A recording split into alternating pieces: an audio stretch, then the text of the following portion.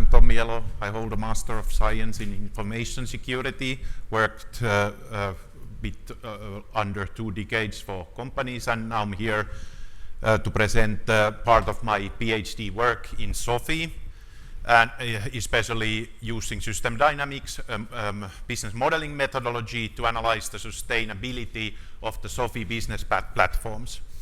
And this work is partially funded by Horizon 2020 EU research program, and also Business Finland, which is a research funder of Finland. I'm from Aalto University. So the contents of this presentation, everything is a bit on a nutshell.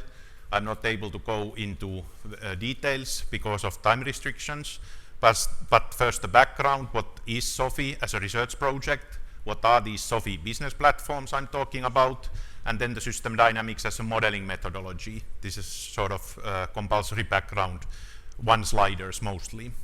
Then models about those business platforms, and present some ongoing work and conclusions.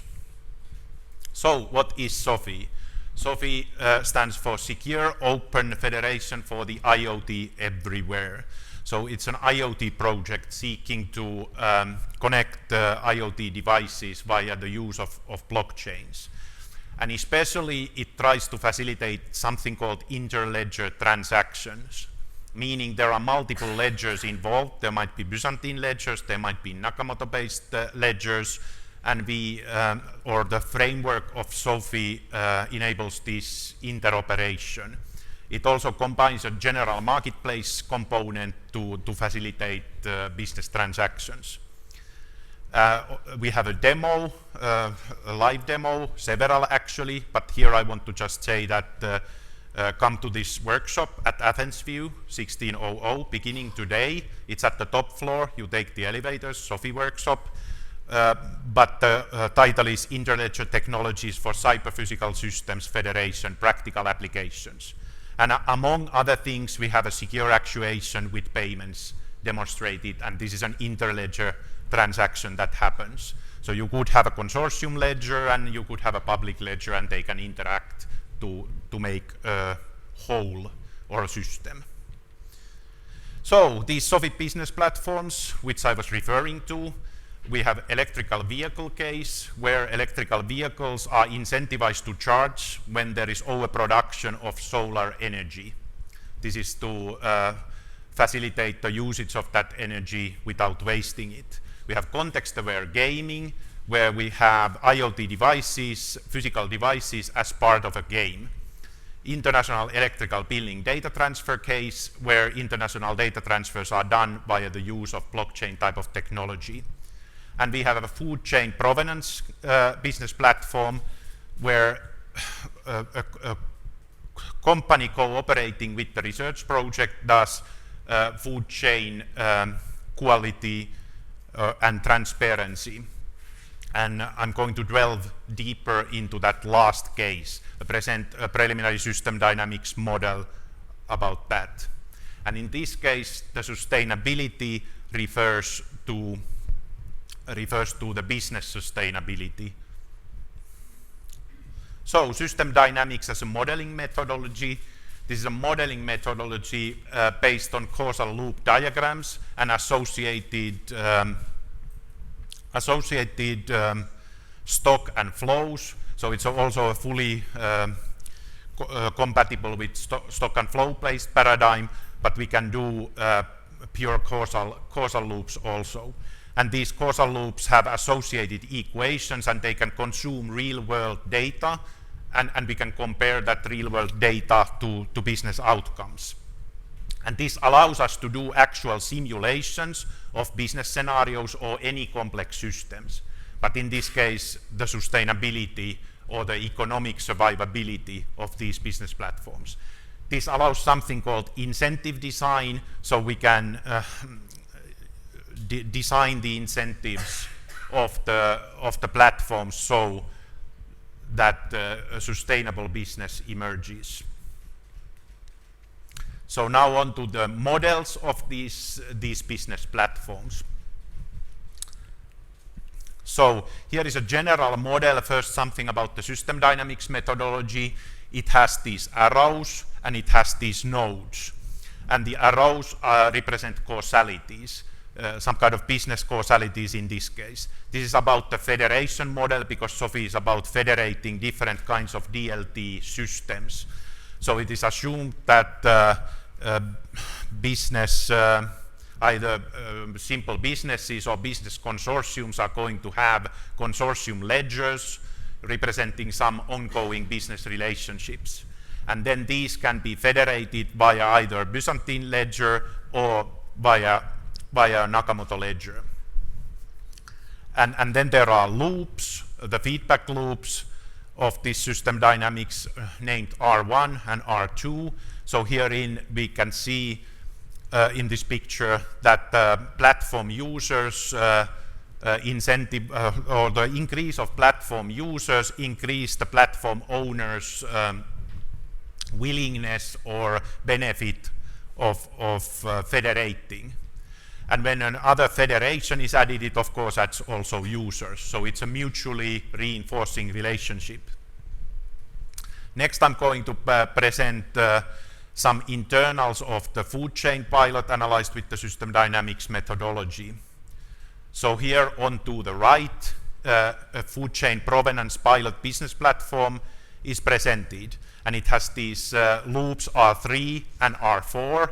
R3, something called virtuous business practices, namely that in this provenance case, a blockchain is used to record food chain transparency information in a secure manner inside a consortium of joint businesses who produce the food products, and they enter the logistic chain, and then this logistic chain continues all the way to the middle store or some kind of middleman, and then all the way to the store. This information could be shared also with the end user, i.e. the consumer buying a pack of tomatoes or even a single tomato.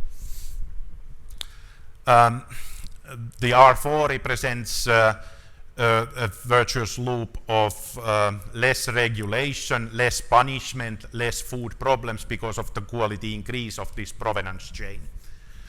And what is notable about this methodology that here I only present a high-level view, which is understandable in itself.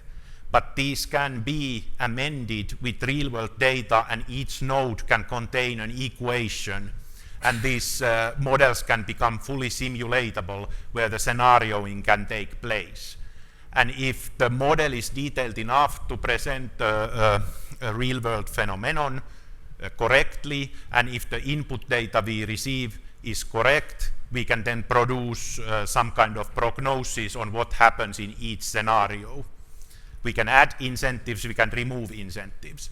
And here in the food chain case, there is a balancing loop called B1 at the top on the right-hand picture, which is status quo actions, meaning that when some kind of transparency is introduced into a business system, this transparency disrupts the status quo of those existing business practices, reducing the value of the previous know-how, reducing the value of the previous politicians involved or having a stake in the system. And these can cause the political framework and the business framework trying to undo basically this transparency. So that is at the top, the rightmost arrow going down as a negative to the food chain transparency increase. So it tries to prevent, this loop tries to prevent this food chain transparency increase. And we can go as detailed as we like. This is a high-level picture. And so also notable that there is a connection with this individual number of individual business users, connection to the larger IoT ecosystem, that there is an incentive to federate.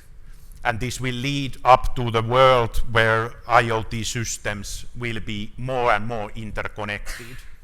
And the federation is one way of doing this. Of course, federation represents a traditional business way of doing things, because what is inside the federation, it requires governance, and what is underlying governance is business contracts. So it's not, let's say, really an automated way, but at least several IoT devices can be connected to a DLT IoT silo, and then via the silo owner or the platform owner, this can be federated with larger ecosystems. So this is ongoing work, and something that goes on next is mapping the business platform relationships with the platform governance, modeling also Byzantine consensus governance and Nakamoto consensus governance interplays with this methodology as also part of my thesis work. So conclusions: SOFIE as a research project seeks to enable interledger transactions to multiple ledgers. We have several business cases and cooperating companies. And the system dynamics is perfectly suited for this kind of modeling work. And this also has an aspect of emerging field of data economics, producing this new wave of tokenized data value startups that we see in the larger business ecosystem. But there too, system dynamics can be used to model those. And I can now take your questions. Very interesting, Tommy. I think with the integrity of the system dynamics, I think we can talk outside this forum. I think that's not everybody will be interested in. My only overall question is, how and where are you going to collect this data, and against whose metric or index you're going to optimize it? Yeah, okay. The data will be context specific, where the research project does several things, but of course we have our industry partners who have access to their existing business data, and we can use that data to calibrate our models. As to how are we going to optimize it, luckily we are I work for a university research project, so I would aim for something optimizing the common good, and not to optimize any business profit, but something to try to make models in such a way that there is not going to be any kind of parasitic profit making inside the system. That's my research interest. There is something known as VCG models, which can be used to do that, to model incentive compatible ways to get rid of parasitic profit making. Tommy, good lecture. Question on interledger. Can you expand upon what you're doing there? Yes, sure. We are connecting in these business cases, we are connecting Hyperledger Indy and Hyperledger Fabric ledgers with Ethereum ledgers. So those are the concrete technologies.